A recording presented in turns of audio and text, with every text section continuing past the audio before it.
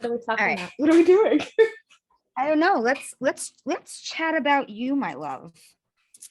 Let's let our listeners in on how the Aura Doctor became the Aura Doctor, because before the Aura Doctor, you were just Irina, and then you became totally Irina, and then you were totally healed. So let's talk about it. Basically the journey. You got it.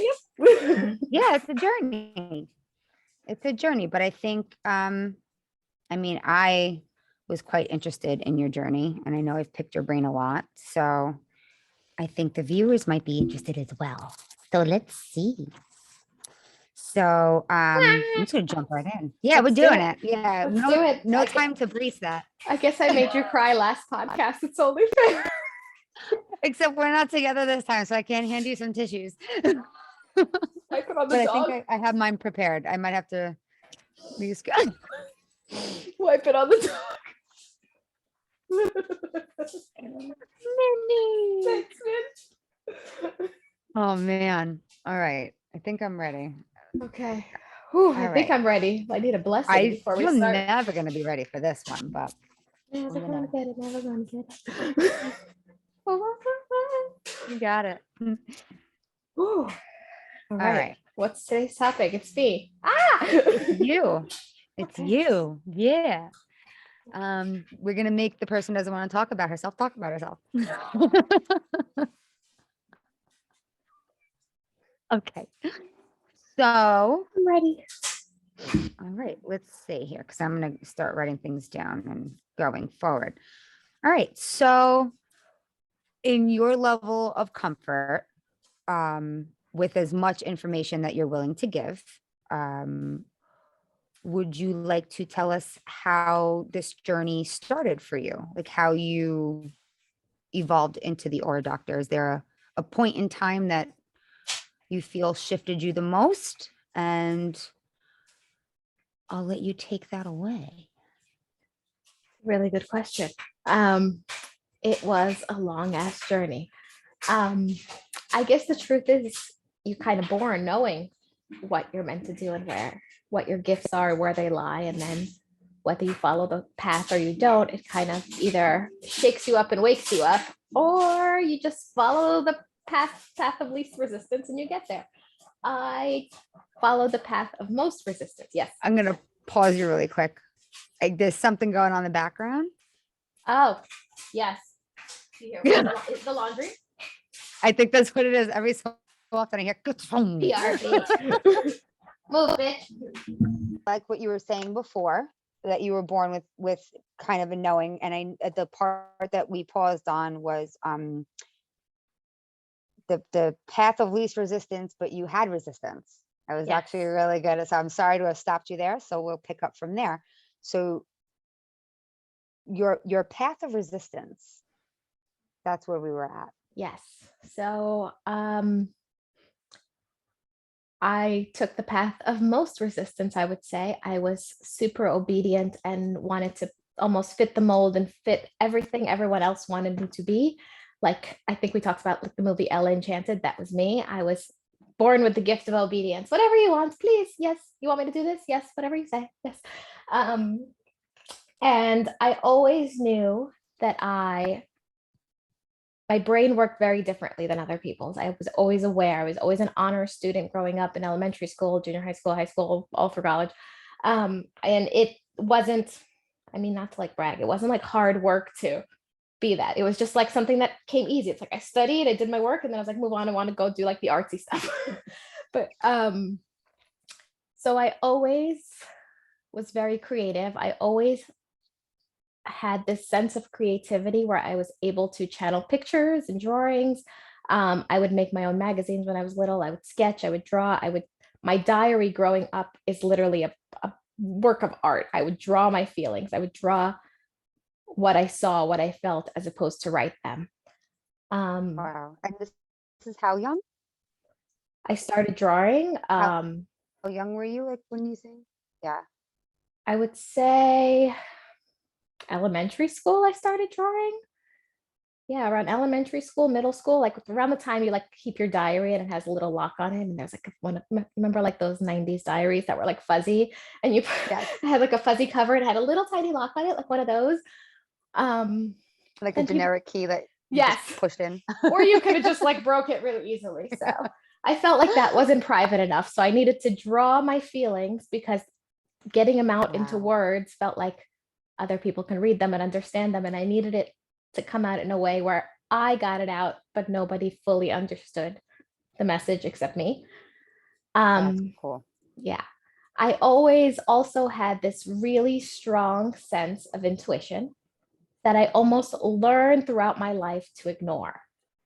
It was always there. I always had the feelings. I remember being as little as, I want to say, like 6 or 7 years old, telling my parents, like, I have a really bad feeling about this, or I really don't like how this is going to turn out, or like, don't get into your car. I think something's bad's going to happen, and maybe like a flat tire would happen.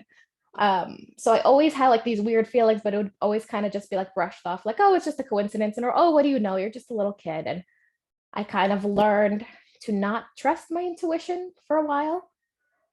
Um, and then I really ignored my intuition when I got married so young. I got married at 20 or 21 years old. It was so long ago. Um, and I knew the whole time that I should not be doing this. Like I knew from the beginning, like, this is wrong. Like you're too young for this. This doesn't feel right. But it almost like my brain was like, you have to do this. Like this is what you were almost molded to be. You're young, you're pretty, you're smart, you have a Jewish guy, he wants to propose to you, he proposed to you with a nice ring, you get married, this is what you do. And it doesn't matter if like it doesn't feel right, it fits the checks on the paper. It's like he's going to school, he's Jewish, he's got your ring, like you're young, go do this. um and then The next step is a societal norm. yeah, it's just the societal norms. And I remember, and I know that all my friends and my sister, I had a destination wedding at 21. It was in Mexico, and I remember the day before the wedding, we arrived like 3 days before, just to like set up and everything. And the day before, I had like a crazy panic attack, hysterically crying, couldn't breathe, like hyperventilating, like I don't want to do this, I don't want to do this, I don't want to do this, I don't want to do this. Um, and they were trying to feed me shots of tequila. Like, calm down, everyone's already here. And it wasn't a big wedding, don't get me wrong. I think it was like 50 people there. But they were like, yeah, everyone's here already. And I almost felt like I had to do it. So I was having that panic attack right before I was supposed to get married. I did go through with getting married. I ended up getting divorced a year later. Um, that's a whole different journey. Still ignoring my intuition. I graduated school, I got my master's degree. I was working, and my first year working, I mean, I moved up really fast in my career. I mean, it was very easy for me to move up because I just understood the medical aspect of it. It almost came to me very easily moving back. I did want to go to med school. Backtracking, right before I got married, before I declared my major, I did want to go to med school, and I told my parents, like, I'm going to declare my major as pre-med, and they had a shit fit. Which Why I is know that? Normally you hear med, people are like, yeah. everyone says that is everyone's reaction. And I mean, like, thank God I have my sister to like back me up because she remembers this. They are such old school in their thinking that they felt that a woman should not go into that career because you are going to be in school till you're 32 or 31. When are you going to get married? When are you going to have kids? It's that Right. old school mentality of, and are you even smart enough to like get through all of this? Like part of them believe that I could, but then it's like, but then you're never going to get married, and you're just going to be an old hag when you get out, and who needs an old hag? So With a medical degree, who with needs a all that? medical, who needs that? Um, so I said, what do you want me to be? And they said, be a speech pathologist. So, of course, being obedient, I said, okay, because I knew that whatever schooling you were going to tell me to do, I would have been fine in it. School came very easily to me. So you could have told me astrophysicist, I'd be like, okay, fine. Like whatever you would have told me to be, because schooling was just came to me that way. I was able to absorb the papers, like my magic power. Right. And you enjoyed it. It was And something, because obviously a lot of people just, it's like a thing that they have to do, but you seem to have thirst for knowledge is kind of like wanting to get as much information as possible. Yes, and I still have that thirst for knowledge. I'm still studying, I'm still learning, I'm still going. I still always am trying to connect the dots and learn, and I always had this thirst. So I knew I declared pre-med because I knew that I could do it. I was like, I can be a brain surgeon if I want to. Let me help people heal. Let me go to like the almost the hardest career I could think of, and I can do it, no problem. Obviously, that didn't happen. So my parents said speech pathology, which was super easy for me, thank God.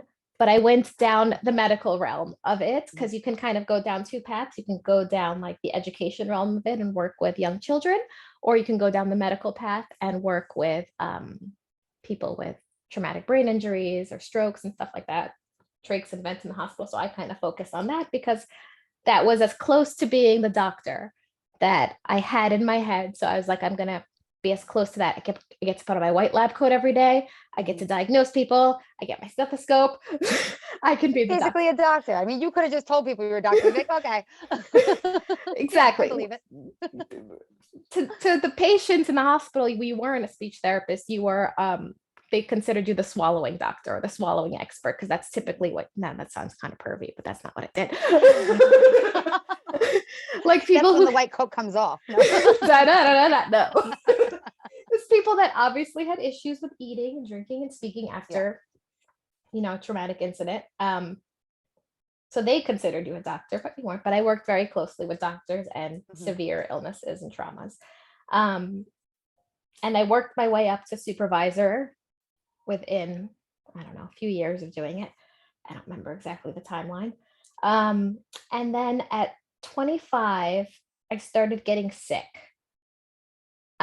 Still ignoring my intuition, now divorced, working as a speech pathologist, kicking ass. I made a 6-figure salary, but I started getting sick.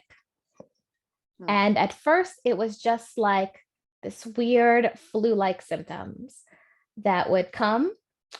They would last for about a week or so. They would lighten up, then they would come back, then they would lighten up, and then they would come back, and maybe they would leave for a day or two. And you know what you feel like when you have a flu. Your whole body's achy, you're nauseous, you're clammy, you're sweaty, you're weak, your throat hurts, your head hurts, your joints hurt. You know what it feels like. Your eyes are burning, you just want to close them. And that would come and go. And then backtracking a bit. Sorry.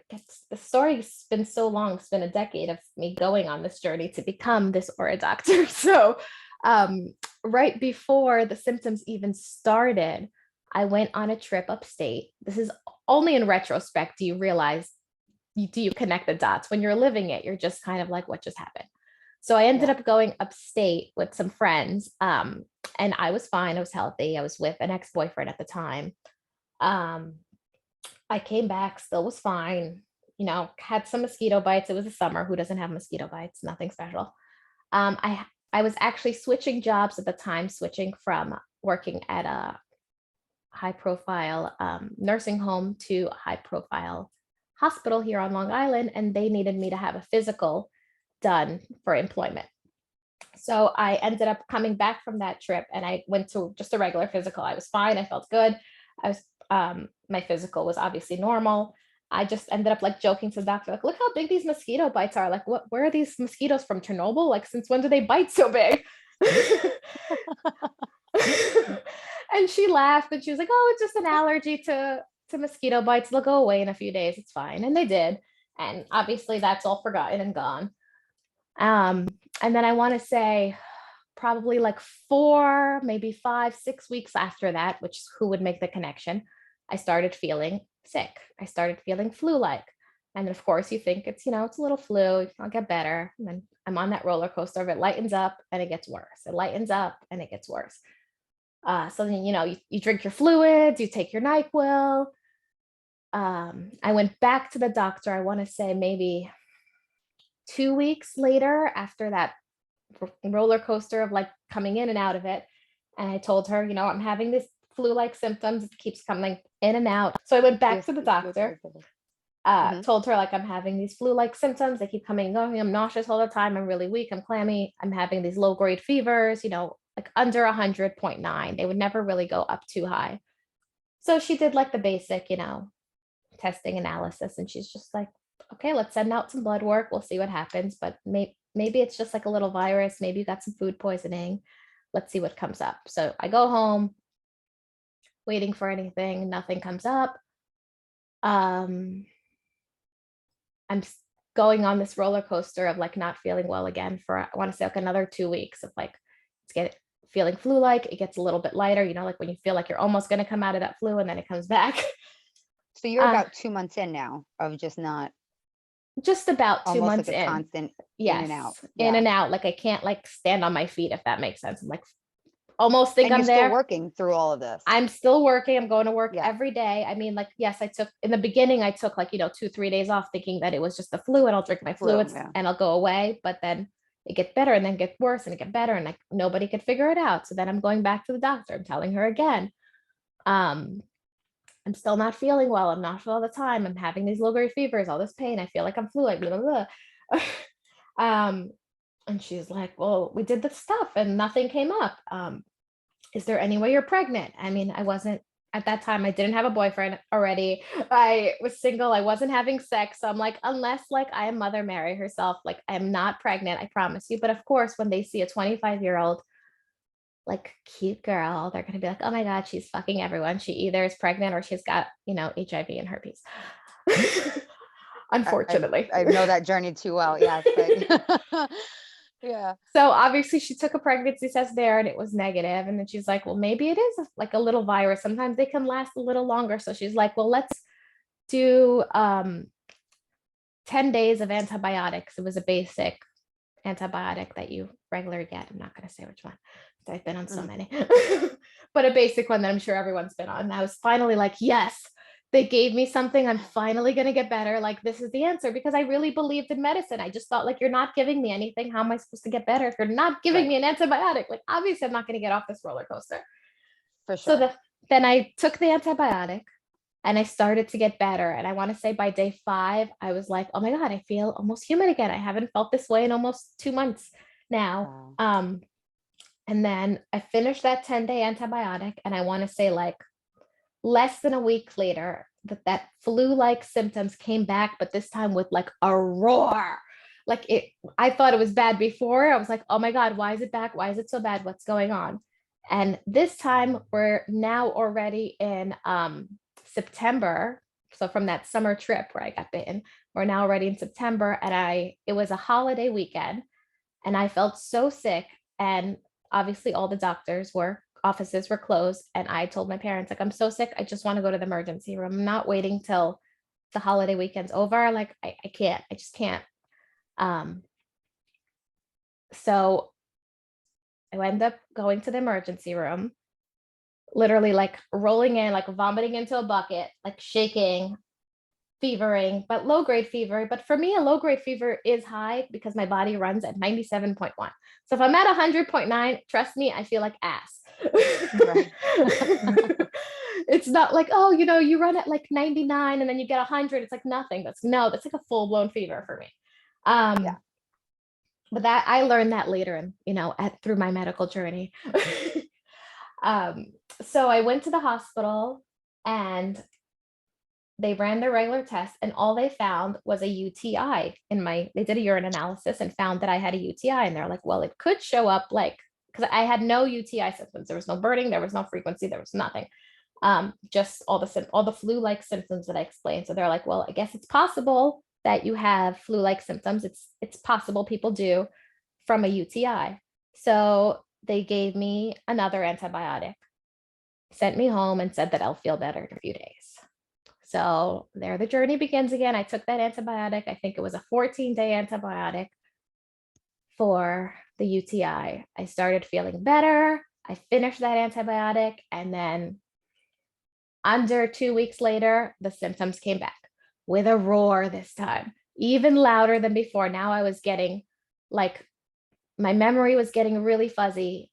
My vision started getting weird looking, which sounds even weird to explain It's like, what does that mean? Weird. Like things would start like looking fuzzy.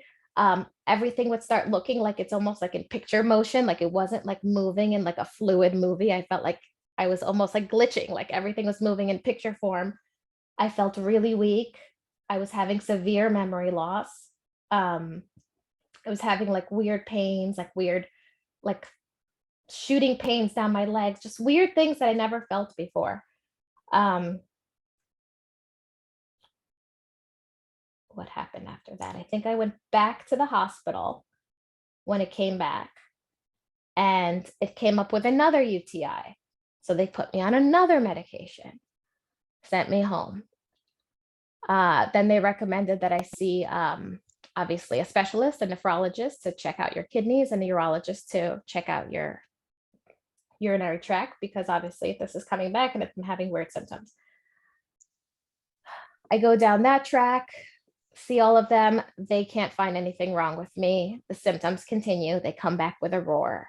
They're still there. I'm getting worse sometimes. Some days are better than others. It was literally like I didn't know what to expect, not even each day, but each moment of the day. So maybe I woke up in the morning like fevering, nauseous, like vomiting, and then maybe I'd have 2 hours of like, oh my God, I feel okay. I can breathe, I can walk, I feel fine. And then out of nowhere, I'd be like, bam, there it goes again.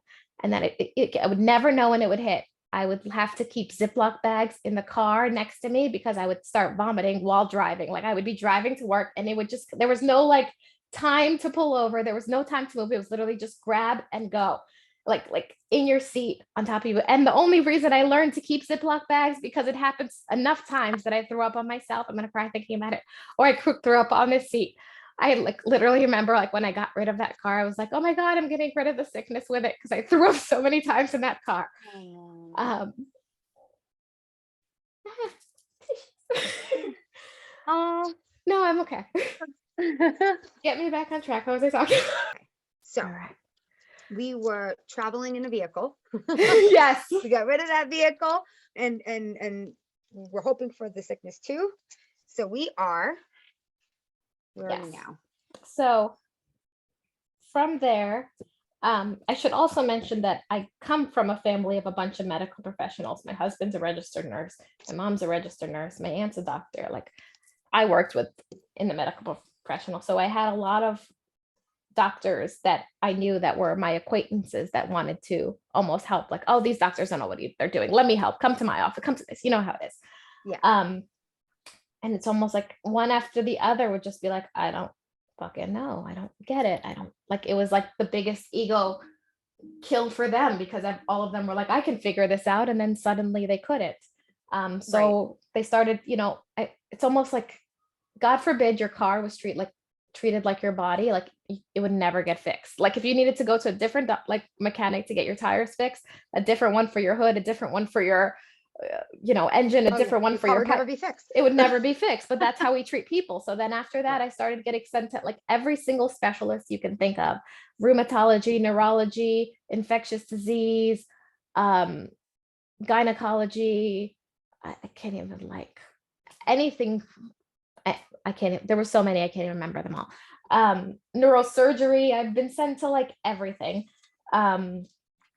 Literally like every part of my body was looked at separately. So endoscopies, colonoscopies, double balloon endoscopies, gallium scans, MRIs. I've tried to count how many times I've had MRIs, CAT scans, or like any scans, like how many times I've been radiated.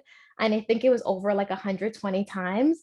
And I stopped counting after a while. So I'm literally like, sometimes like I'm radioactive. That's why you make it snow.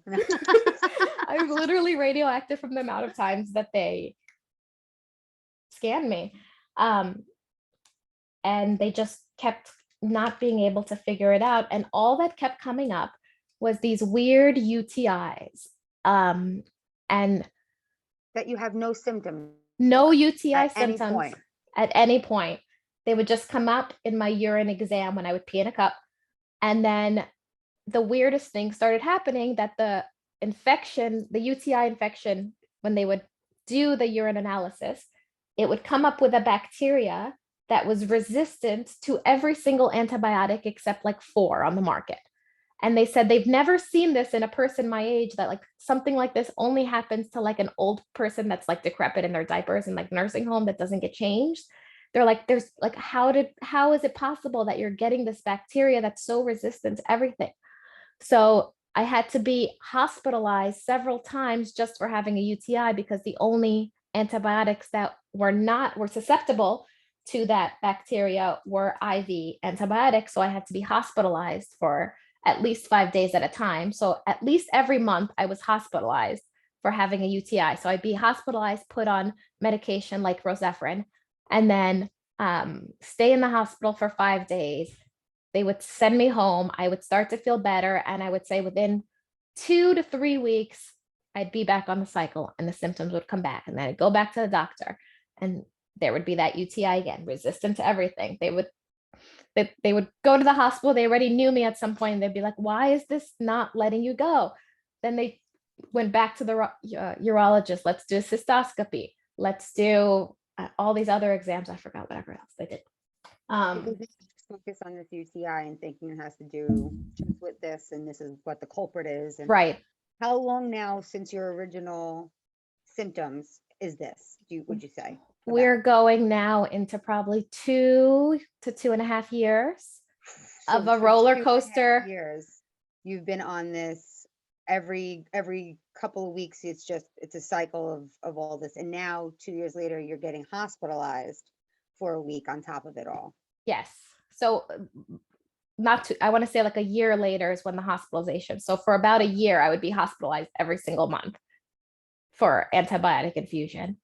And they kept trying to like run tests, like who can live like that? Eventually you're going to become resistant to that antibiotic, because there's only was like 4. So they were kind of just like, what are we going to do with this girl? Continued with more testing and more specialists. And then I went to a geneticist, because they're like, maybe there's something genetically that's causing this. Like the weirdest specialist, the weirdest test that you can imagine I've had. I think more doctors have seen my vagina than my husband. I had a urologist recommend surgery. So I had this weird Bartholin cyst. So you can look it up. It's really nothing. It's just a gland that you have in your vagina, and it swole up at some point. I had a urologist that was like, we have nothing to lose. Let's do surgery. Let's remove it and see if that works. I mean, at some point you're like, I'll fucking do anything. So yeah. So I actually ended up having that surgery 3 times, because it came back. It kept coming back until they fully removed the gland. So first they tried to drain it twice, and then it kept coming back. And the third time they're like, well, let's just take the whole gland out. So my vagina looks a little bit like a sad face. I'm kidding. It's a happy face. So depends on what way you're flipped up. Yeah. So then after that surgery, they were hoping that was it. Like that was the culprit. That was the only quote unquote odd thing on my body. And maybe that was what was causing it.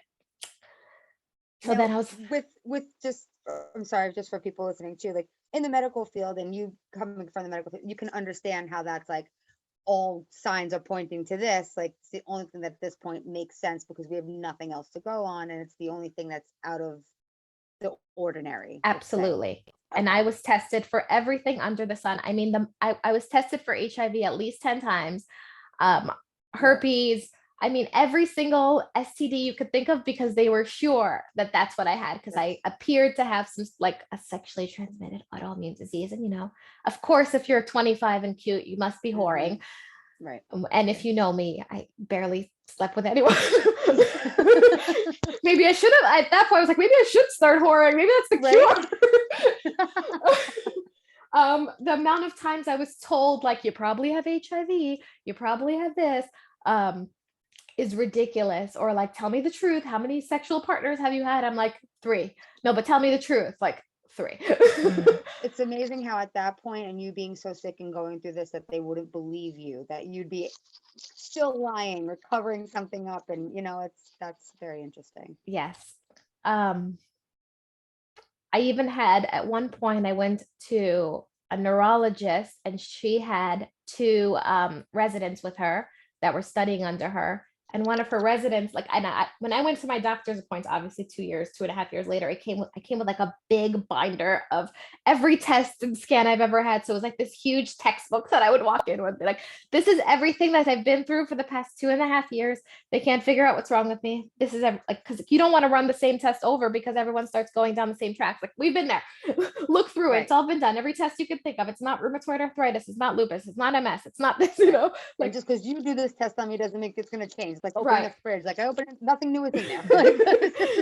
Like, 10 minutes like later, don't nope, waste my nothing time. given. And I remember like the intern there, he was standing there, he was just like, he looks at the doctor, he looks at me, and he's like, do you think it's possible that this is psychological and this is all in your head? And I got so angry at that point. I mean, not like out loud, but inside, because I felt so sick. The nurse in the hallway just took my temperature before I even entered the room, and I'm walking in with a 101 temperature. I mean, everything else you can say that I'm making up. I'm forcing myself to vomit, if you want to believe that. I'm lying to you about body aches and everything else, but the best Oscar-winning actress, I don't think can fake a 101 fever. Right. And I remember just thinking like, holy shit, like I'm never gonna get an answer. This is just gonna be my life. Like this is it. Holy shit.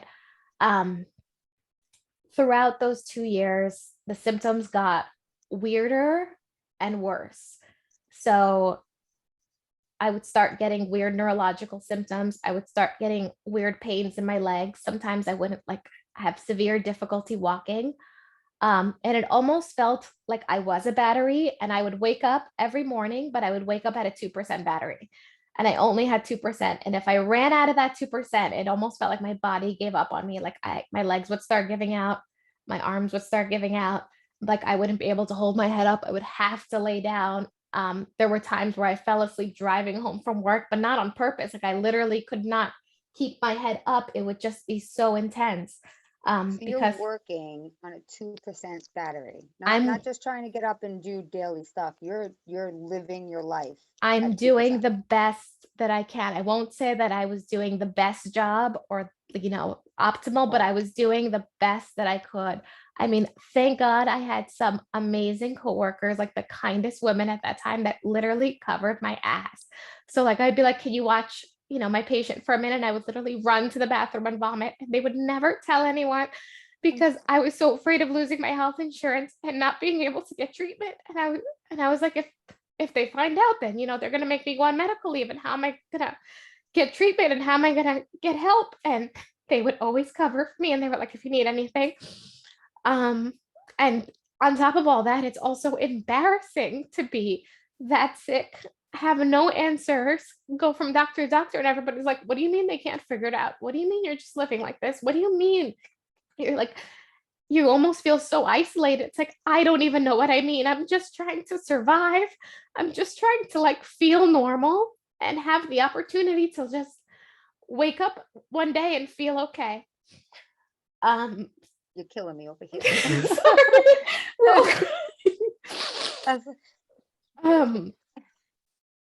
I had a doctor who was a friend of my mom's at one point who was convinced that she was going to figure it out. She was just like, okay, I'm done with this bullshit. I'm done with playing. I forgot what she called it, where you like just keep referring you to like every single doctor, like the gatekeeper. That's what she said, like the gatekeeper, like go to like neurology, go to rheumatology, go to this. You're kind of like the gatekeeper and waiting. Like this can go on for months and years until all of this information. And how often do doctors typically intertwine and work together?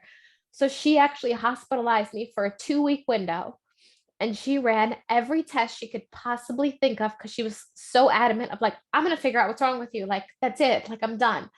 Right. She did brain scans, body scans, gallium scans, which is where they literally inject you with the radiation. So you light up from the inside out, not just from the outside in, inside out. So if anything is anywhere, it will light up. They ran, I want to say they took so much blood, I can't even imagine. You could probably like feed a whole country with that blood. Not that I'm recommending you take it. Every specialist she called like on board, like every specialist in the hospital was, I can't even think of the word right now, not referred, but you know what I mean? Like she called every single specialist. She wanted it to be a true team approach. So she's like, get neurology, consult. She consulted everyone. Like the That was the best of word. the best at this point. Like, Everyone like, she could in the hospital, in that Yeah. hospital. It wasn't the best hospital she worked for. I'm not going to lie. It was a city hospital, but at least she's like, at least I can get the labs. At least I can get the blood work. At least I can get everyone on board. Right. So she's like, I don't have to wait for the rheumatologist to call. I don't have to, they're all in the building. So she consulted everyone, gyno, rheumatology, neurology, I can't even, psychology. They did everything, EKGs, everything you can think of. When neurology came, I failed their mini mental exam, which is a memory exam. So Okay. it's not the doctor who originally walks in, it's the resident. They do the mini mental exam. They do their little neurological exam. I failed their neuro exam and I failed their mini mental exam, which is really stupid. The mini mental exam, they tell you 3 things. They'll tell you like 3 random words, like walk, sun, green. Remember these words, repeat them, walk, sun, green. And then they'll ask you 2 questions after, like, what's today? What did you have for breakfast? Do you remember those 3 words? And I couldn't remember them. And I was standing there looking at her. I was like, can you please tell me? Because like, it was like bothering me at that point. Like, please tell me what the 3 words were. Because I can't remember, like full blank. And the girl looked so sad for me. She's like, okay. So they marked me as possible early Alzheimer's, possible MS, and possible like neurological degeneration. And started running all of those scans. Oh, and possible Lyme disease at that point. They ran all their tests. And this was the first time that Lyme disease came up positive. But the CDC says you need 5 titers to be considered applicable for treatment. And I had 3 titers. So technically, Play with a titer is. a titer. Oh, sure. It is In layman's. in layman's terms, how do I explain a titer? It is a level of, it's almost like the chicken pox. So if you've had the chicken pox, then you have chicken pox titers, chicken pox antibodies, Okay, antibodies in your body that are always there, that are there with you for life. Mhm. So in order to be considered truly a Lyme patient, and this is back in, what year was this? I can't even remember. Don't make me do math now. This is prior to 2018, where they changed the protocol. They changed it in 2018 or 2019. They changed the title, they changed the protocol. But prior to that, everyone that went through this, chronic Lyme doesn't exist. And you needed 5 titers to be 5 antibodies on a line of 23 antibodies to be considered applicable for treatment. So they said that, only had 3. and I had 3. So they said, we can't treat you for that. So we're going to label you right now based on your symptoms as chronic fatigue syndrome. And we're going to monitor you because we think it is MS, but you haven't developed the lesions, haven't arrived yet. You're almost having like symptoms pre-lesions that aren't showing yet, basically. So we saying there's nothing they could do at this time except wait. We can just create lesions. Basically, we can just monitor you. You can, and we can give you as many meds to almost make you comfortable. So they basically were willing to give me any medication, but there's nothing we can do. So you want Adderall to stay awake? Here's Adderall. You want Percocet for the pain? You want Vicodin? You want Klonopin? Whatever you want. You can take as many prescription drugs as you want, but we don't have anything to help you. We can just keep trying to do like any sort of trial drugs that are possible. We can try fibromyalgia drugs. We can try MS drugs. We can try, but we have nothing that will really help. So then I obviously after that went for a second and a third opinion. I found a neurologist in the Hamptons, which is, Lyme country. And the neurologist looked at my paperwork and was like, you obviously have Lyme disease that hasn't been treated. And I'm like, but they said you need 5 titers and I only have 3. So he tested me again. And then at the same time, I went to another doctor who tested me again, because I was going to several doctors at once. So the rheumatologist was testing all within a week. I would have like 7, 8, 9 doctor's appointments in a week. So the rheumatologist was testing me for Lyme. My primary tested me for Lyme. This doctor said, I don't only want to test you for Lyme. I want to see the whole screen of the antibodies, the titers, because it almost looks like a pregnancy test is how the best way to explain it. So if you have, it looks like 5 lines or 3 lines, but just like when you take a pregnancy test, some lines can be darker or lighter. It's like, I want to actually see the strip and what it looks like and what comes up. So then I got tested for Lyme within the same, I want to say like 3-week period. And I had 6 different results. How is that possible? It's right. Thank you. Somebody call the CDC. How is that possible? Which is technically, it's not supposed to be possible because either you have the antibodies or you don't. They can't like come and go. So sometimes I would have 4, sometimes I'd have 3, sometimes I'd have 1. And it was always different. So then when the picture came in to that one neurologist, it turned out I had all 23, just they weren't dark enough. They had to be 60% dark to be considered like a pregnancy line. They had to be 60% dark to be considered valid. And some of them were 40 and some of them were 45, but they all lit up. So he's like, you definitely need to like look into Lyme treatment. And then when I started and then first of all, my brain was like, oh my God, I have a diagnosis. I'm going to get better. Holy fucking shit, I'm going to get better. It's been 3 years at this point. I really was thinking like, to be honest, at this point, I got so depressed and I didn't even know that that was depression looking back, that I was literally considering like ways that I would not survive anymore and not suffer anymore, because I was like, nobody can live like this. No doctor, and no human, if they were to like be suctioned and live in my body for like 5 minutes, would have been like, you live like this every day. Like, no, they would have like committed suicide already. And there are books of people who wrote whole entire autobiographies about their journey with Lyme disease. And after writing that book, they published it and they committed suicide because they had no doctors to help them. They had no way out. They were just kind of told that this is either in your head or it's on you, and we have nothing that we can do to help you. So do the best that you can and live your best life. And when you're in that much pain and that sick, like what kind of life are you leading? So like imagine when you have the flu, and like think about like, even COVID. I don't want to compare it to COVID. And even though I had COVID 3 times, we're not going to talk about that. If you had COVID or a really bad flu or swine flu ever, think about like on day 1 or day 2 when you're so sick and you're vomiting and you're fevering and you're like, oh my God, I'm never going to get over this. I'm so sick. Take me to the hospital. Imagine feeling that almost every single day for 3 years and being told like, there's nothing we can do. It's literally torture. It was torture. So I would almost contemplate ways of like, how am I going to do this? And I can't survive and I won't be able to survive this long. And it's not fair to everyone else. It wasn't fair to my now husband, who was then my boyfriend, because I refused to marry him because I was too sick. Because I was like, nobody deserves to live this punishment of a life. Like it was, I didn't want him to feel like he was chained to my life. Like, oh, now you have to stay with her because she's sick. You can't like leave a sick person. So I never wanted him to feel like he was trapped, quote unquote. And he never left, thank God. But it was this feeling of like, I don't know how to survive. I don't know how I'm going to make it. So when I finally got like, oh my God, there's a label, there's other people that feel this way, that have these symptoms, because I was made to feel like this is really strange. There's nobody that feels this way, or, you know, or that it's in your head. It's in your head. Or, and the doctors that did believe me were like, we're going to write a letter to the CDC as like a special case study. Maybe they'll take you as a special case study. So when this doctor came and he said, no, there's tons of people who feel this way. They have Lyme disease and they get treatment. And he's talking about all these patients. I was like, oh my God, I'm going to get better. Holy fucking shit. Then he gave me recommendations to Lyme doctors. I started looking into it.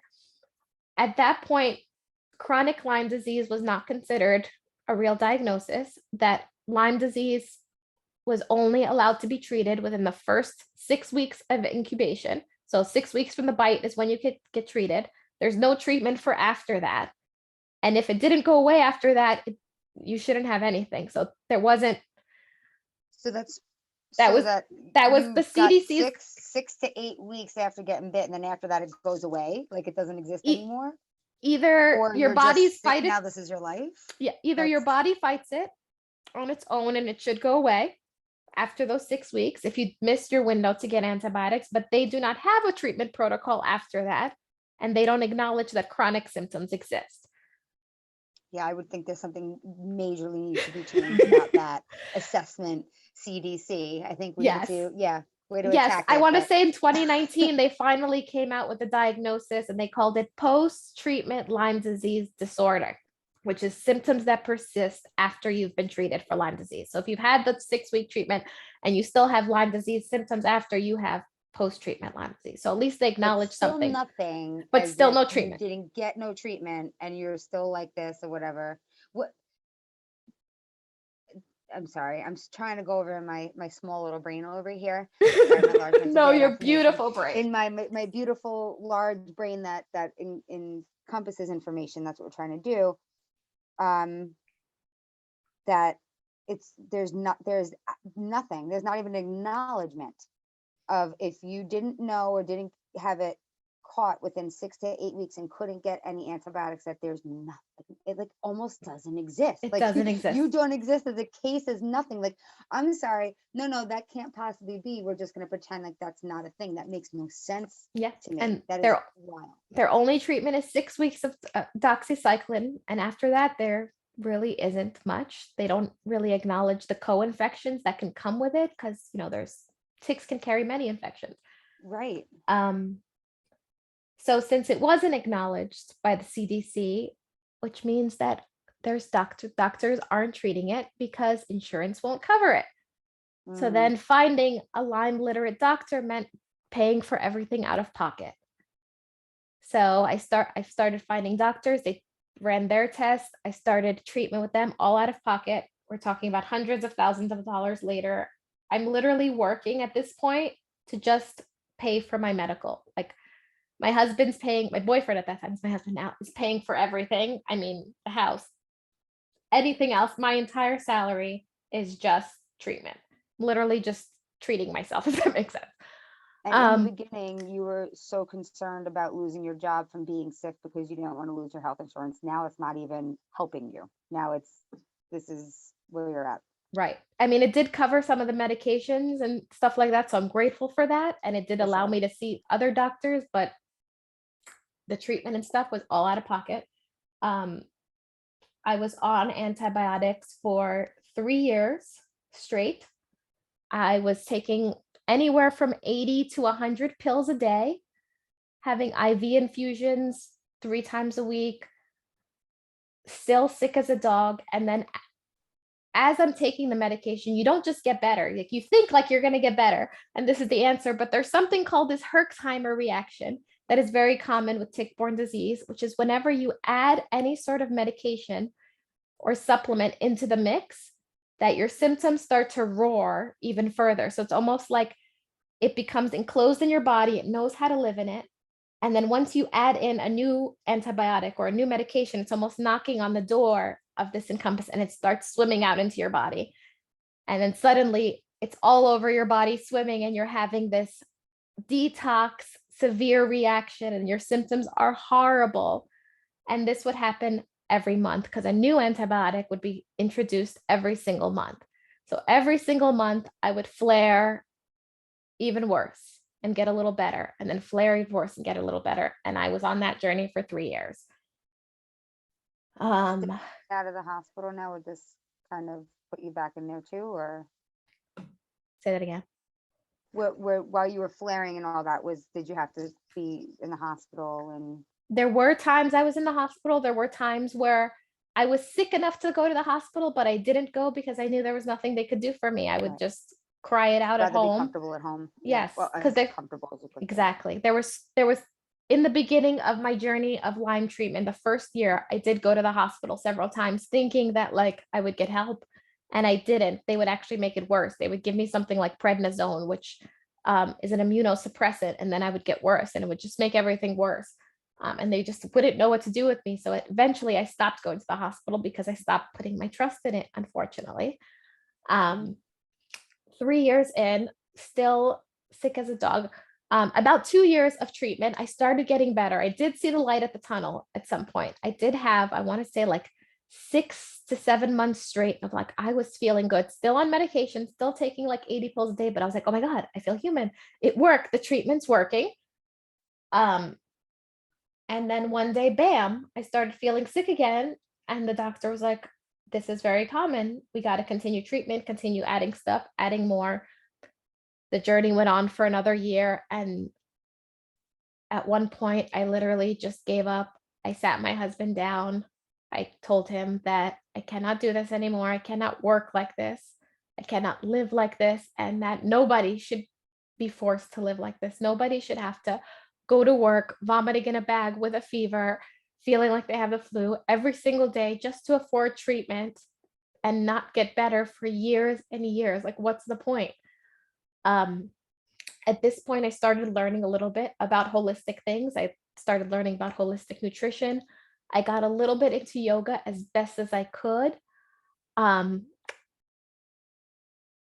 my husband, who's a hospice nurse, recommended cannabis at this point because I was given so many prescription pain medications and I didn't want to take them. But at some point, the pain is so bad, you literally feel like somebody's sawing you from the inside out.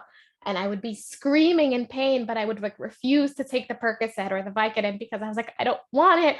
I just want to be healthy. And I was so against marijuana because it was so ingrained in me growing up that, like, no, that's a drug. That's what crackheads do. You don't do that. The doctor gives you something, you take it, but otherwise, no, don't do. You're gonna smoke like a crackhead. And I got to a breaking point where I was like, just give me it. I'll try anything. And I remember he filled up a bong for me. I inhaled it. My whole throat burned, and I started coughing and hacking up like crazy. And then the symptoms started getting lighter, and I was like, holy shit, it really worked. And then I started to use the cannabis and try to do a little bit of yoga. That was my thing. If my symptoms get a little bit lighter, then I will do at least 5 minutes of yoga. And if I can get a little bit more, then I'll do a little bit more. But it was almost like this agreement I had with it. It was just like, you work for me, I'll work for you. We can do this together. So as I started learning about all this stuff, I also had my first Reiki session done from my sister's friend. And I started getting curious about that.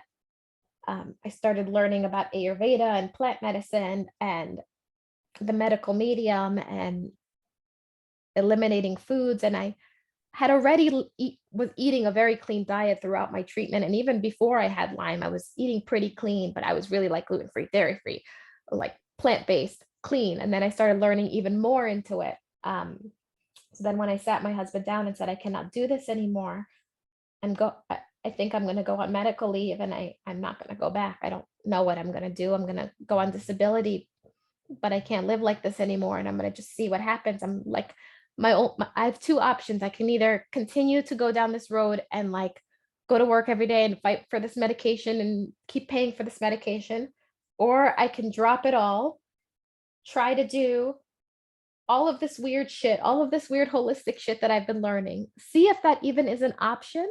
Like, because the other one hasn't been working for so long. So I might as well try this. And what's the worst that could happen? I don't get better. I wasn't getting better to begin with. So I might as well try. And he was scared shitless. Because he's a medical professional. So he was like, oh my God, I don't know if, we should do this. I don't know. But he also can see that I'm struggling every single day and that life is truly torture. Like, it was true. I would not wish anything on the worst human in the world what I went through. Like, I don't care if you rape and molest children, you should not ever deal with what I went through. That's how bad it was. So I went on medical leave from work, and my husband had a friend who was a doctor, and he said, let me see if I can figure this out. Something's not right here. Like, nobody can be going on, years and years of this and not getting better. So then again, he runs all his tests. He took about like 36 vials of blood, another CAT scan, another MRI. It was just like flashback to the beginning. We're now in 2020, flashback to the beginning, or 2019, I should say, end of 2019. I just went on medical leave. He's doing all of these tests. And he's looking at my big binder of test results and his test, and he's like, how are your test results always different? He said, you're like a zebra that changes stripes. Like, how can somebody have Lyme titers and then not have Lyme titers, or have Epstein-Barr and then not have Epstein-Barr, or have this and not have, like, none of it makes sense. And then the only thing he could think of since I was on medical leave was whenever I feel the flare actually coming on, come right into the office and let's test right at that second and see what comes up. So maybe I want to say a week or two into my medical leave, I started getting a bad flare. I called right away. He said, come on to the office. Let's run some blood work. Again, a UTI comes up. I'm like, holy shit, did I just time warp back like 6 years? We're back to the UTIs. And I haven't had a UTI at this point since I started the Lyme treatment. So at least 3 or 4 years at this point. So I'm like, holy fucking shit. Am I going through this cycle again? He gives me an antibiotic for the UTI. At least it wasn't that resistant one anymore. It was Klebsiella. It was open to many antibiotics, gave me one, sent me home. I started feeling better. About 3 weeks later, I was feeling, I don't want to say great, but at least like more functional. As if like your flu's coming out. So you're getting up, you're making your own food, you're cleaning, you're feeling a little better. At this point, my medical leave was for 3 months and it was coming up due. So I had to go back to work. So I went back to work for one day. I walked into work. Everyone was so excited to see me. I drove home that day. I told my husband I was so excited. I felt good. I had a good day. I woke up the next morning feeling like crap. Fever blaring, my whole body in pain. Like I couldn't even like breathe. My chest hurt so bad. And I just looked over at him and I started crying. And I said, I can't do this. I can't just go to work like this again. I can't just be on this cycle again. And he said, you're not going to. And he's like, let's go to the hospital. It was like 5:30 in the morning. And he's like, you're not going to go to work like this. I don't care that you just went back. Let's go to the hospital right now. So we went to the closest hospital to the house, told them what I was feeling. Of course, they isolated me because everyone's afraid of COVID at this time, but it hasn't even hit Long Island yet, but everyone's like afraid it's about to hit Long Island. So of course you walk in and saying like, I'm having a fever and body aches and chills. So automatically everyone's like, holy shit, isolate her. They started running tests and it turned out that the antibiotic the other doctor gave me caused me to have C. diff, which is a really flesh-eating, highly contagious intestinal infection that needed a very specific medication before it like ate through your whole intestine. And you can die from that because it'll chew holes through your intestine. People do die from it. So the doctor in the emergency room gave me 2 antibiotics. He gave me Flagyl, which he thought would combat the C. diff, but he knew that I had this UTI, so he gave me a different UTI medication thinking that the 2 would work. Sent me home after the ER.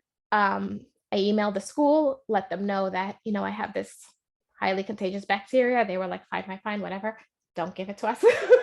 Stay home, especially at this COVID peak. They're like, okay, figure it out. Like, why can't the doctors figure out? They keep sending you back. Right. So I think I had a 9-day prescription. So after that prescription, feeling good, I was like, whew, it's good. I think I could do this. I could really do this. I'm going to get better. On day 11, I want to say, started feeling like shit. Again, the fevers, the chills, the body aches, the nausea, all coming back. And my husband says, let's go back to the hospital. What else can we do? We go back to the same hospital as before. And since I was just there under 2 weeks ago, they take it a little more seriously because you're coming back for the same thing. They do another CAT scan on me of my stomach, which they just did 9 days ago. So this is another CAT scan 9 days later. And my intestine looked like shit. They said it was like the worst case of C. diff that they've seen in a long time. And because he gave me the antibiotic with the Flagyl, it just kind of kept the C. diff from growing and kept the UTI from growing. But once both were stopped, they kind of went haywire and grew like fire, like wildfire. So then they hospitalized me, isolated me in the room because you have to be in isolation because it's that contagious. And when the doctors walk in, they get all gowned up, face gown, mask gown, because it's that contagious. They put me NPO, which is nothing by mouth, no food by mouth, nothing, because they were afraid, because the truth is, looking back, I could have probably sued them. It was their fault. They did that to me, but I was just surviving. I was just trying to feel better. So your mind doesn't go there. Right, right. They started giving me IV antibiotic vancomycin at that point, as well as oral vancomycin. Still NPO, kept me there for a week, monitored my symptoms. And then at that hospital stay, I remember I went to sleep one night and then I woke up in the morning and all I remember seeing was a room full of doctors and nurses, which was really weird because I was in an isolation room. So if one doctor or nurse came in, it was like a miracle because you had to get gowned up and everything. So like very rarely did anybody really want to go in there. And I was pretty self-sufficient. So like I wasn't one of those patients that like needed so much help. So it was very odd to like wake up and see a room full of like gowned doctors and nurses. And one of them was holding like the cardiac paddles. And I just remember opening my eyes, and before I even opened my eyes, all I heard was, "Oh my God, I think she's awake." And I opened my eyes and I saw that the room was full of all the medical professionals holding the paddles, two of them, and they were like, "Your heart stopped." And I just remember looking at them like, "What the fuck are you talking about? I was just sleeping. Like, you guys were gonna shock me? Like, I was just fucking sleeping." I didn't feel anything. I don't know anything, but they showed me the monitor. They showed me that my heart had just stopped. It blipped off the screen. It was blipped for a while. They couldn't even like fathom that it was my room because I just happened to be on the cardiac floor. I shouldn't have even been on a heart monitor to begin with. That was just the only room in the hospital that had an isolated room at the time. So they obviously consulted cardiology after that. My blood pressure was so low and they could not figure out how I felt fine at that point. I was like, "Don't touch me." Yeah, I'm here. I'm here, don't touch me. And I remember my blood pressure was really low. It was like 75/35, which is like, Oh, wow. it was super low. And I'm just sitting there in the bed. I'm just like watching TV and they're like, "Do you feel okay? Do you feel dizzy or lightheaded?" I'm like, "I'm fine. Don't touch me." Like I was already scared at this point. I'm like, what are they going to do? And they're like talking about all these things that but your heart stopped and why is your blood pressure so low? And one has nothing to do with the other. There's no reason why my heart should have stopped and the blood pressure should have been so low. Has nothing to do with C. diff colitis or an intestinal infection. One has nothing to do with the other. But all I can tell you is that after that moment, I started getting better. So it almost felt to me that whatever spirit, God, angels came, they were kind of like, these doctors don't know what the fuck they're doing. We're going to take you for a moment and we're going to reprogram you and put you back in. And I've never seen a doctor after that, and they refused to go. And how long has that been? That was March of 2020. That was the last We are time. now in July of 2022. Yes. And right after that, everything went remote. So that allowed me to work from home. So I was now also able to work from home and not be around all the sick patients or children and give my body a chance to heal and do all of the weird shit that I've learned and see if I can actually heal myself with Eastern medicine, with true holistic healing. If I do all of it, juice the celery, wake up and meditate at 4:30, do the yoga, do the Reiki, do the acupuncture, do the ozone therapy, do the NAD plus, do everything that you can think of possible and more, do the sound healing, everything. Like my whole life was structured around this holistic healing, and I will do anything. I mean, if you wanted me to go in the toilet and eat my own shit and told me that that was the cure, I probably would have done it because I was desperate. But I also knew in my gut that like, I think this can work. I think this can really work if I really stick to it and I don't half-ass it and I don't falter back to the medical system, because that was that last moment when that C. diff happened. I almost felt like it was my last straw with Western medicine. It was like, I listened to all the friends, all the acquaintances, all the doctors that we knew, all the, medical professionals that we knew, all the hospital personnel. And till this day, nobody can tell me what happened in that hospital, why I was sick for so long, how I got better, why my blood work is so different. Like nobody has been able to tell me anything. And that was kind of my last straw with it, of like almost the universe telling me like, if you keep going down this path, you're not going to find your answers here. So stop Right. trying to hit your head against the wall going this way and try something else. So I never went back to the building. And as I started learning more about holistic healing, I became a Reiki master on the journey. And once I became a Reiki master, it almost, I want to say, awoken the gifts I already had, the spiritual gifts that I almost learned to ignore. It kind of started waking them up in me. And the more I paid attention to it, the more I realized that the intuition and the gifts were really there. So where the aura doctor comes in, coming full circle on this journey, is is my journey through the medical system, both as a medical professional and the background knowledge that I have in science, anatomy, and physiology through my medical training, plus being on the other side of it as a patient and seeing the medical system from the patient side, even from both sides, knowing the doctors and the nurses and the medical professionals who showed me everything along the way, showed me all the blood work, showed me all the paperwork. And that in combination with the spiritual gifts that I've learned allow me to not just heal you in the way, or I don't heal you, you heal yourself. It just allows me to see through your aura, through what you're seeing, through what you're feeling, so that you can truly heal at the core.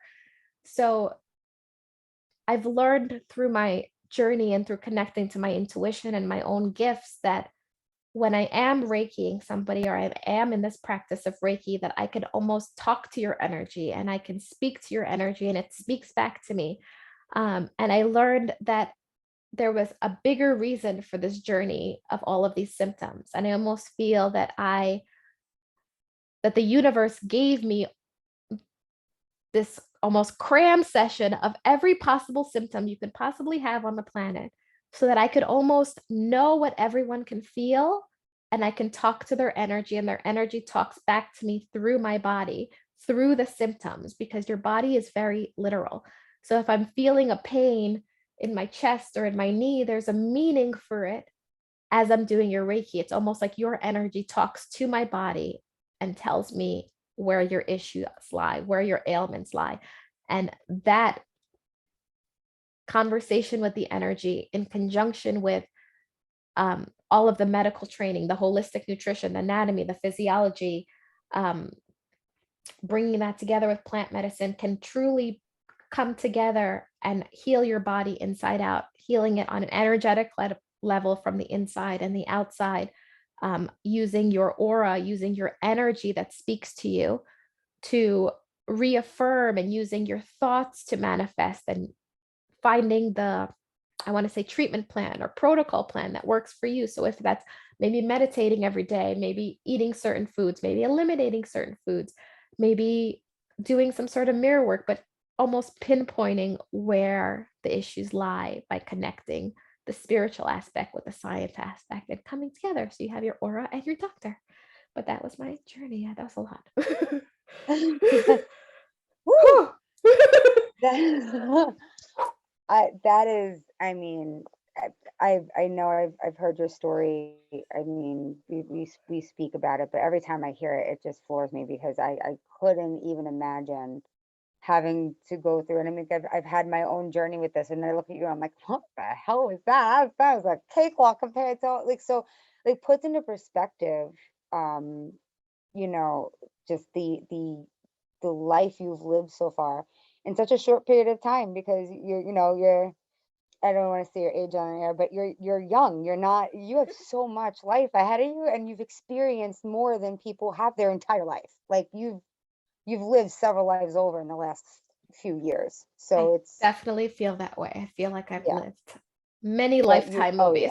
yeah, right? Not just Lifetime movies. One is there's a marriage and divorce episode, there's a chronic illness episode, there's a superhero episode, there's little Yeah. kooky witchy stuff episode. right? Which is not episodes. These are like seasons. These are like, this is something you binge watch on Netflix, and you're like, I need more.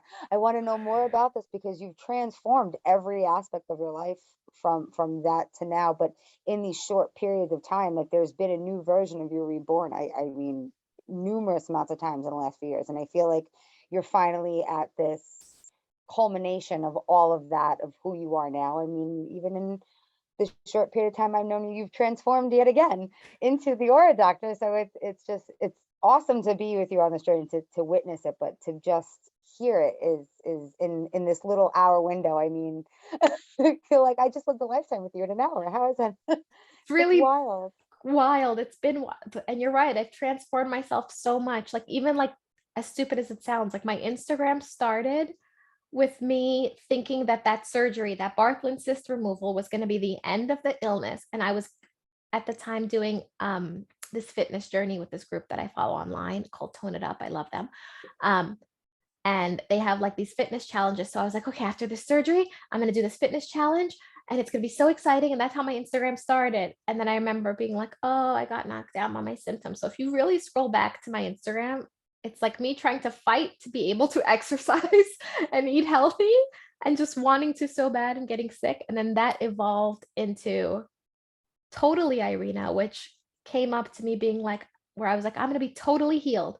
I'm totally Irina. I'm going to embody her. And it also came from my girlfriend who would travel all the time. And she would say like it was easy to find stuff for me because she'd be like, oh, that's totally Irina. It would be like a rock. And she's like, oh, that's totally Irina. That's easy to buy for her. Put that from Peru. um, and when I became totally Irina, that's when I started becoming the holistic practitioner. That's when I was already a holistic nutritionist. That's when I was already yoga certified. I started going down the Reiki path. So I started almost transforming, shedding my skin until I almost combined this holistic medicine with my Western medicine and became the Aura Doctor. So I literally being reborn and shedding my skin every time and just going with the wind. And I want to say that my true guide, my North Star is always my health. And that I know that if I'm feeling well, then I'm on the right path. And if I'm not feeling well, then I have to look around, look inside, and see where it is I need to do more work on myself and my life, because there's something that's being told to me through my body or through spirit or what's going on, that something is being shaken up. And that's truly what illness is. It's almost like a message being sent, whether it's from outside or inside. It's almost like this little whisper of like, this is happening, pay attention. But the longer you ignore that, the louder it's going to get. And so after 25 years of learning to ignore it, it got loud, loud, loud, loud. And I continued to ignore it until I was willing to sound crazy. And I don't care how crazy you think I am, but at least I'm healthy and I'm healed and I'm living and I get to live life. I get to wake up every day. And what a blessing it is to be able to walk and to be able to move my arms and to be able to breathe without pain and to be able to see clearly, and like all of these little things that I took for granted for way before, that people continue to. Sometimes, I just look at people and just think like, but you're walking and you're fine, everything's okay. Because all of these little blessings that we don't even realize. And it truly is a blessing. It's a blessing to be here and to be alive and to continue to heal on this journey and share whatever I can to anybody that's going through it now. And I think there's a lot of people going through stuff, through That's their stuff. going to be my next question. Like, what would your advice be? Well, obviously, go see Irina. We're just going to go there. Go see the Aura Doctor, and she will help you in the journey. That's number one. But do you have any advice for anybody who may be going through even just the motions that you did, or just feeling like nobody will listen to them, and being so sick, or just being in this, I don't want to be here state? There's so many things that you hit on that I think are that everyone in this world feels at some point, which is why you are the Aura Doctor, because you literally have had to have gone through every experience so that whoever comes to you, you have this understanding of like, okay, I've been there, let's go, let me help you. And it's a gift, but some people can't see it that way for themselves right now. So is there any advice that you would have for them, for anyone, for everyone? for everyone. Yeah. I think my first piece of advice is to know and almost to reaffirm to yourself that you're not alone, because we all get this like isolating feeling like that everyone else is fine and everyone else feels good and they're living their life, and like, why is this happening to me? Like, what did I do to deserve this? Like, Mhm. why am I being punished? And it's almost switching your mentality from why is this happening to me to this is happening to me for a reason and I can change it. What is it I need to know? Um, which can help you along the way. And also just knowing that you can heal, and there's tons of people who heal every day in manners that are much weirder than you can imagine. And there's a lot more people healing from weird things than from the medical system sometimes. So paying attention to that as well is a huge um, aspect, and just keeping yourself as mentally positive as you can, no matter how hard it gets. Would you be able to maybe give advice on how to be positive? Because I know sometimes people think that being positive is just like having this warped perception of no, nothing's wrong, everything's okay. It's hard. I'm just gonna like let everything's gonna be fine, and just going into it blindly. Is there any way that you could maybe help people or give them an idea of what mentally positive means to you? Yeah, totally. Well, you could always reach out to somebody. That was something I was doing also with my Instagram. I would just do like hashtag chronic illness or hashtag Lyme disease and just reach out to people and see if anybody would talk to me, because I did feel so alone. So reaching out that you're not alone. And I know that like there's this whole like wave of positivity and just stay positive and just, think positive. But do allow yourself to be sad for a moment. Give yourself that 30 minutes, that hour to cry about it, but there's no need to sit there all day and then be like, what is it I need to learn? Meditate on it, think about it.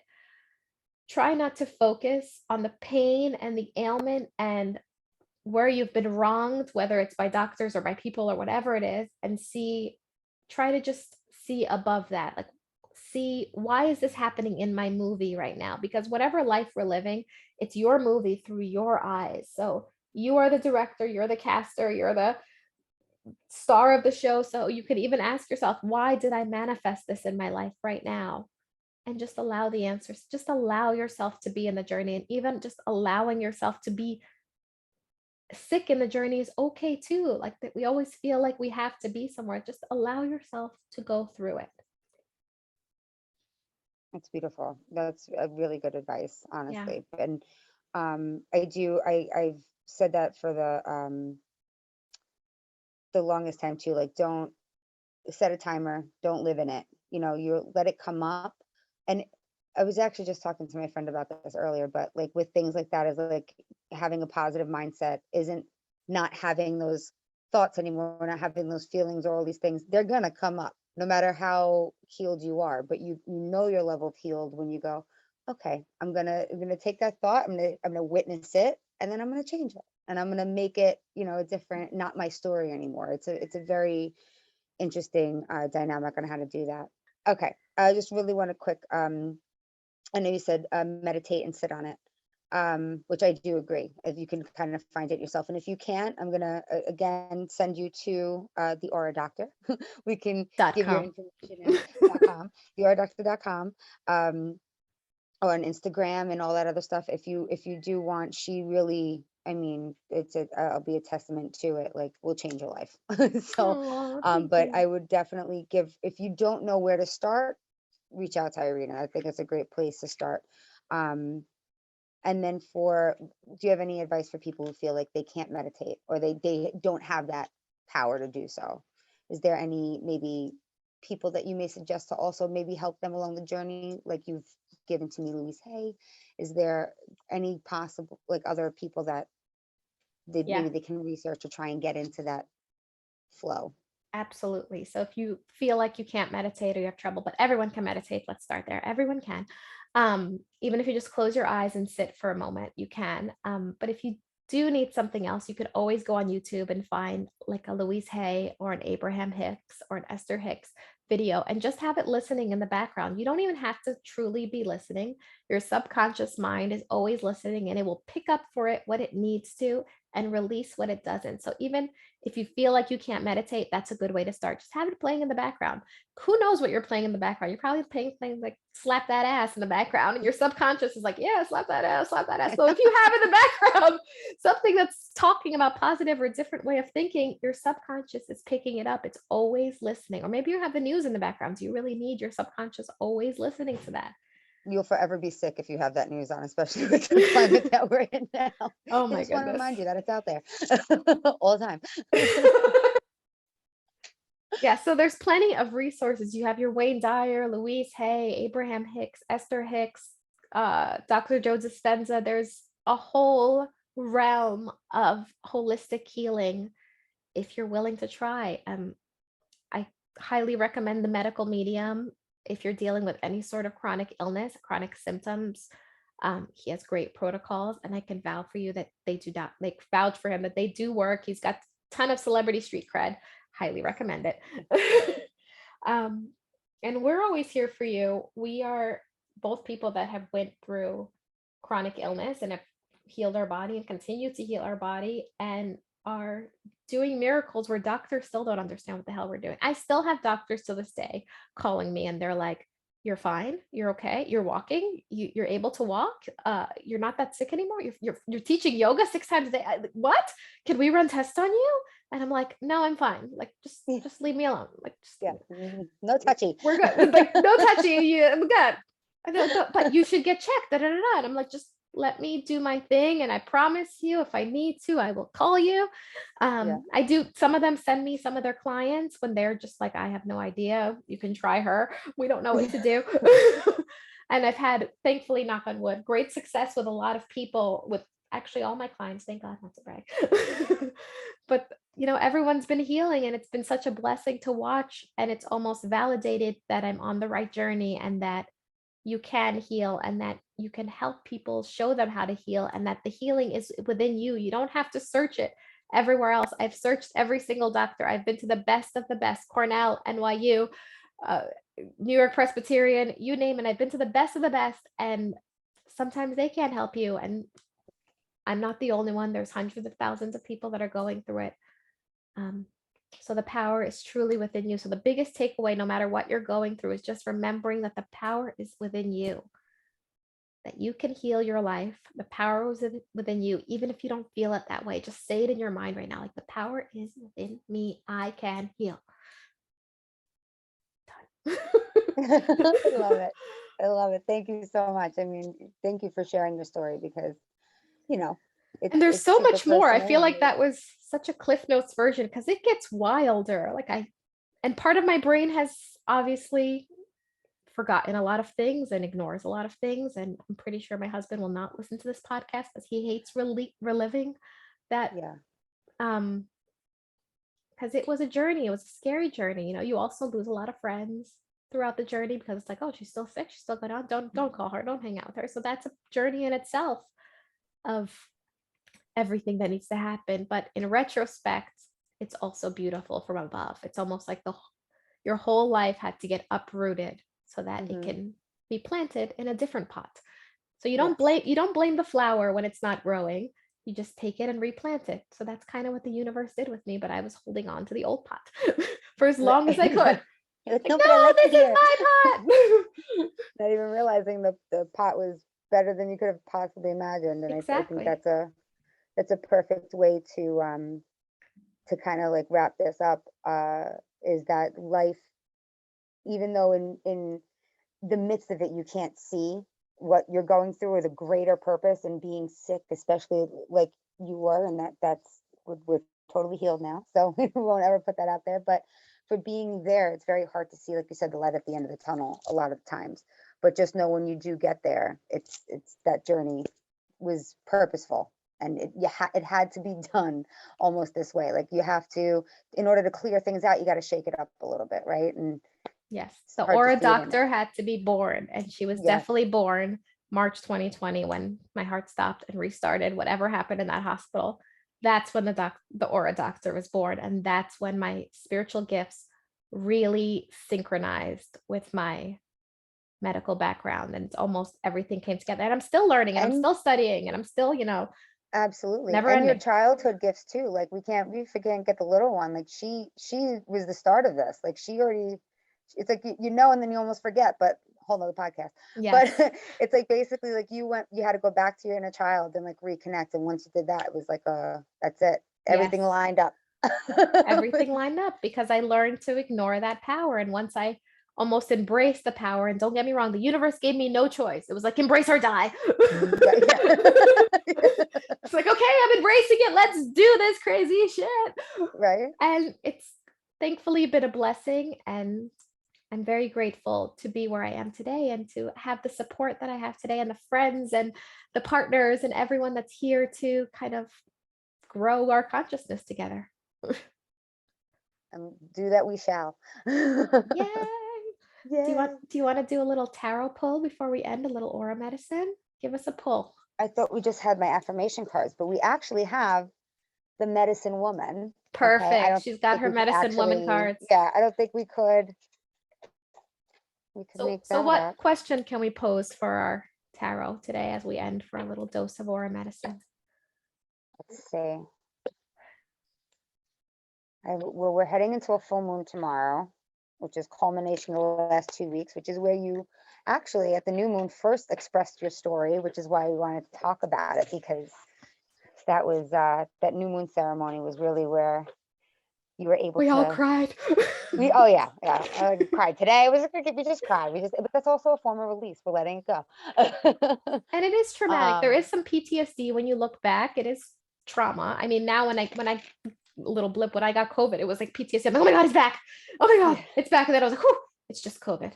It's just Better in a week. it's just No COVID. problem. It's just COVID. But that's a whole different podcast. I'll tell my journey then. Oh, Yeah. oh yeah. Yeah. But that's how bad the journey was. Where catching COVID is like, oh my God, thank you, God. It's just COVID. That's it. Oh, what are you guys so worried about? This is fine. It'll go away. All right. So So what we got our question vibe intuitive. we She's gonna wanna- pull some tarot. I'm so excited. Let's see. So what are we asking at the eve of the full moon after this beautiful conversation of vulnerability and a journey? Anything you want Asking spirit whatever messages our listeners need to hear today prior to the full moon. Let the message be known. So spirit, whatever message we need to hear prior to tomorrow's full moon. And it is Oh. officially called the extra super duper full moon. So what is the message we need to know? Our listeners need to know. A nice group reading. I think she just had a card fall. two of them just flew out of the deck as I was shuffling. Hold on one second. These wanted to come out. I Give love it when to this me. happens. Give it It's to me, so baby. amazing. Okay, All right. so these are the two cards. All right, that came out. We got See resources and the resources and 7 of bowls. Like I don't know how to make that clear. Right? okay. Yep, But do you perfect. see what's in the corner? This is the magician card. Resources. It's basically you have transformed your entire life and you use the resources. But that's the goal of today. That